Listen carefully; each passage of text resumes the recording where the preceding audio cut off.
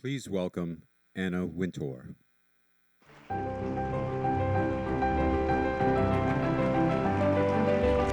Good evening. It is truly bittersweet that the CFDA is honoring Franca Sozzani on the same night it recognizes three leaders whose vision helped shape the Women's March: Gloria Steinem, Cecile Richards, and Janelle Monáe, because I know that nothing would have thrilled Franca more than standing in their company for such a cause. Now, Franca and I were thrown into each other's lives quickly when we were hired to lead our magazines the very same week. But we became friends slowly, in part because both of us were independent spirits, each a little bit unsure of what to make of the other. And we sort of circled each other like jungle cats. But frankly, I was just really intimidated by that magnificent hair. It was only after extraordinary issue after extraordinary issue of Italian Vogue that I began to realize not only what a brilliant editor Franca was, but how generous and how playful her imagination could be. I wanted to prove myself, she says in her son Francesco's marvelous film. I did the exact opposite of what they said. I prefer to make my own mistakes. This was the bold, self-possessed Franca who became my friend, an editor and a woman who taught all of us by her example, that she and I ultimately became literally family, seemed the final turn of destiny in our relationship, and one for which I'll be forever grateful.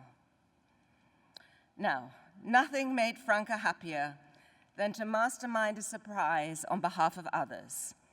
On hearing that my son Charlie wanted to propose in Italy, Franca delightedly sent him picture after picture of incredibly romantic locations until he settled finally on the perfect Tuscan garden. And then somehow, as only Franca could, she closed the garden to everyone, even the garden's owners, for an entire day. Everything was perfect. But Charlie was so nervous that he never managed to speak the essential words, "Will you marry me?" But here too, Franca's planning came into play. The beauty of the place worked its magic even without language, and she said yes.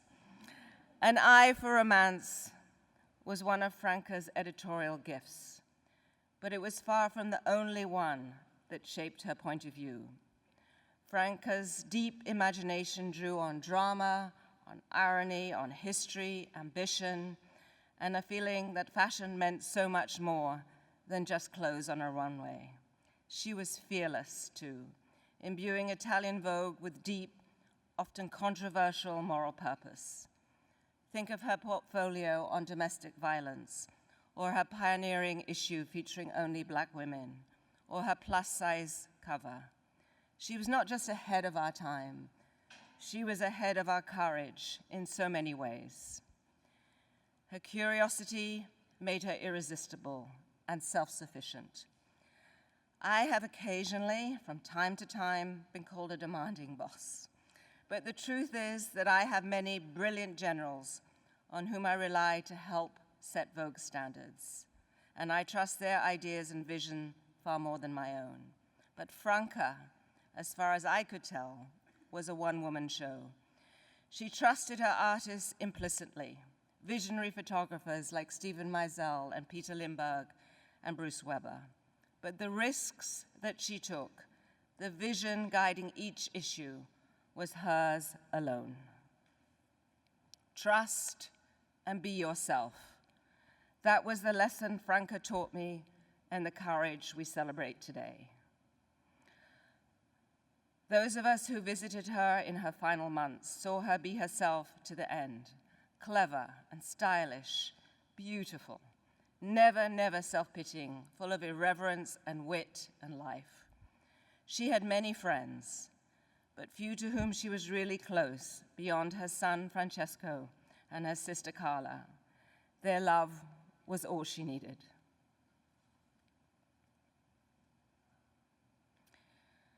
In closing, these are some lines by the turn of the century Oxford theologian Henry Scott Holland that help me when I think of Franca. Death is nothing at all, Holland wrote. I have only slipped away to the next room. I am I, and you are you. Whatever we were to each other, that we are still. Laugh as we always laughed at the little jokes that we enjoyed together. Play, smile, think of me. Why should I be out of mind? Because I am out of sight.